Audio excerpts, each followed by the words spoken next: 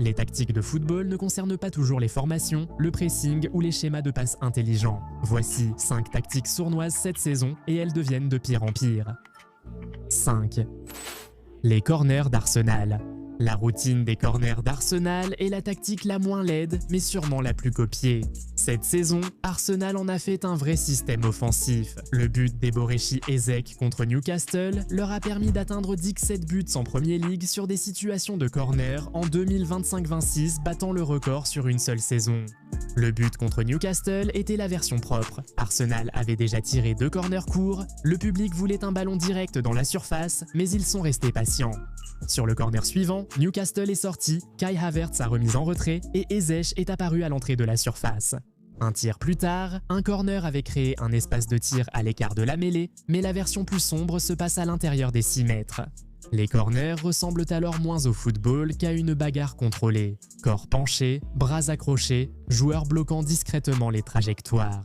Le gardien veut avancer, mais tous les chemins sont encombrés. Le défenseur veut suivre Gabriel, Saliba, Timber ou Marino, mais il doit d'abord se frayer un chemin dans la mêlée. C'est ça, l'astuce.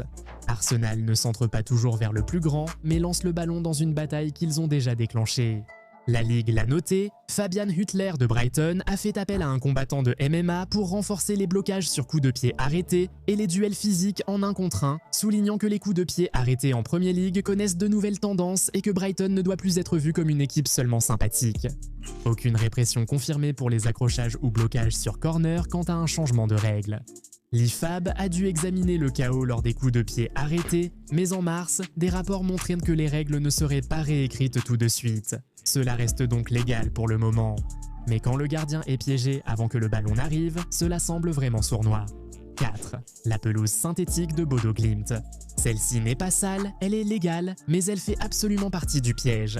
Bodo Glimt joue à l'Asmira Stadion, au-dessus du cercle arctique, sur une pelouse synthétique. Lors de leur parcours en Ligue des Champions, cette surface est devenue un élément du récit car le ballon surprenait souvent les visiteurs. Manchester City en a fait l'expérience en premier. En janvier, Bodo Glimt les a battus 3-1, décrochant sa première victoire en Ligue des Champions. Kasper Ho a marqué 2 buts à bout portant aux 22e et 24e minutes, et City semblait toujours avoir un temps de retard autour de leur propre surface.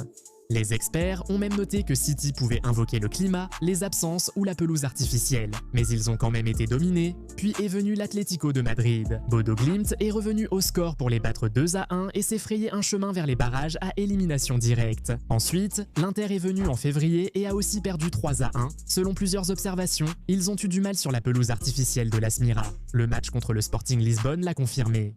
Bodo Glimt a gagné 3-0 à domicile lors du 8e de finale aller. Sur le deuxième but, Ole Dietrich Blomberg a réagi le premier à un ballon traversant la surface. Sur le troisième, Jens-Peter Hauger a centré à ras de terre et Ho a conclu avant le retour des défenseurs. C'est l'avantage de la surface. Faites circuler le ballon si vite que seule votre équipe peut jouer. Donc oui, les corners d'Arsenal ne durent que quelques secondes. Le terrain synthétique de Bodo Glimt dure tout le match.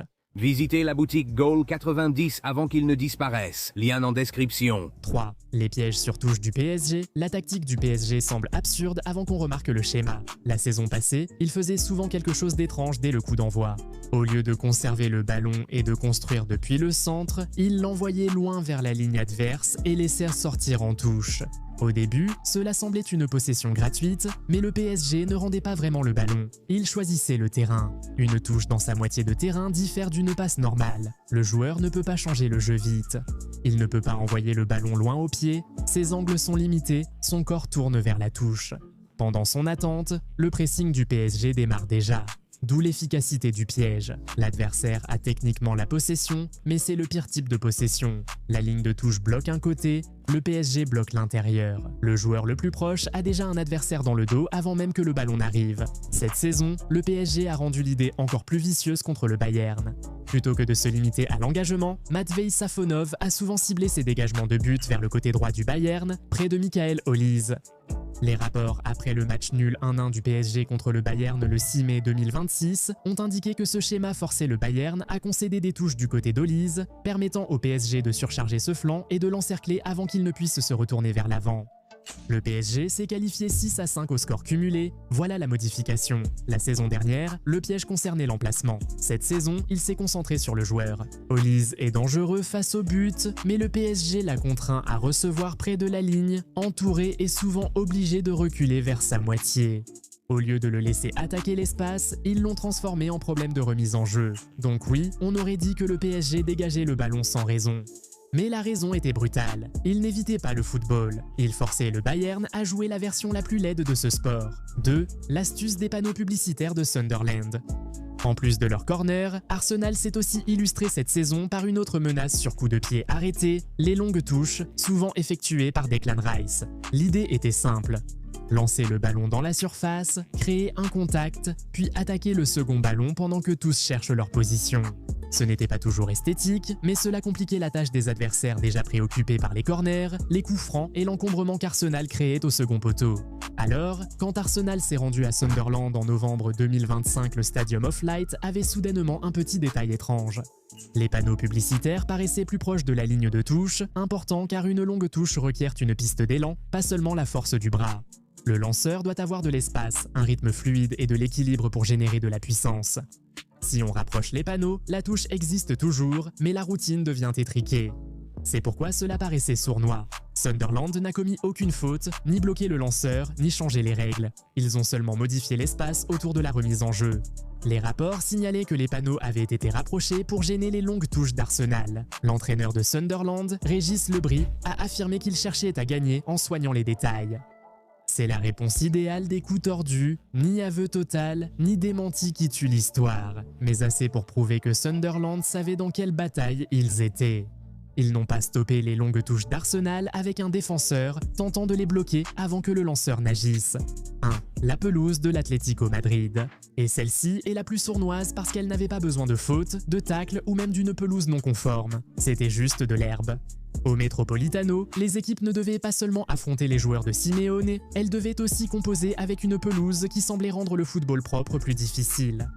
Lors des quarts de finale de la Ligue des Champions en avril 2026, les dirigeants de Barcelone et l'entraîneur Hansi Flick ont accusé l'Atlético Madrid de manipuler les conditions de la pelouse au stade Metropolitano pour obtenir un avantage tactique. Bien que l'UEFA ait conclu qu'aucun règlement n'avait été enfreint, la controverse a porté sur deux tactiques liées à la pelouse, la hauteur et la sécheresse de l'herbe. Barcelone s'est plaint que l'Atlético avait délibérément laissé l'herbe longue et sèche pour ralentir le mouvement du ballon. Flick a soutenu que cela nuisait au jeu de passe rapide caractéristique de Barcelone, favorisant un style défensif plus physique. À la suite d'une plainte officielle, l'UEFA a inspecté la pelouse et a constaté que la hauteur de l'herbe était de 26 mm/m, ce qui est inférieur au maximum autorisé de 30 mètres et des ajustements forcés. Malgré la légalité, l'UEFA a ordonné à l'Atlético de s'assurer que la pelouse soit arrosée 60 minutes avant le coup d'envoi et pendant la mi-temps afin de maintenir les normes professionnelles. 2. La théorie du terrain glissant. Les équipes adverses, dont Barcelone et auparavant Tottenham, ont constaté que beaucoup de joueurs glissaient sur la pelouse du Metropolitano. Tottenham l'a bien senti. Kinski a glissé en relançant, permettant à Marcos Llorente de marquer. Puis Van der Ven a perdu l'équilibre avant le deuxième but de Griezmann.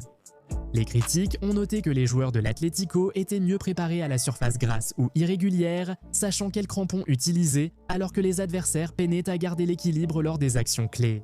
Après avoir éliminé Barcelone, l'équipe des réseaux sociaux de l'Atlético a publié une photo de gazon fraîchement coupé avec une légende sarcastique, se moquant essentiellement des plaintes de Flick. C'est un conflit récurrent entre les deux clubs. Barcelone s'était d'ailleurs plaint de manière similaire au sujet de la pelouse de l'ancien stade de l'Atlético, le Vicente Calderón, lors de leur rencontre en Ligue des Champions en 2016. La prochaine fois que quelque chose paraît accidentel, laid ou mesquin, observez mieux. C'est peut-être une tactique. Mettez un j'aime sur la vidéo, abonnez-vous pour d'autres histoires de football et regardez la suivante. À bientôt.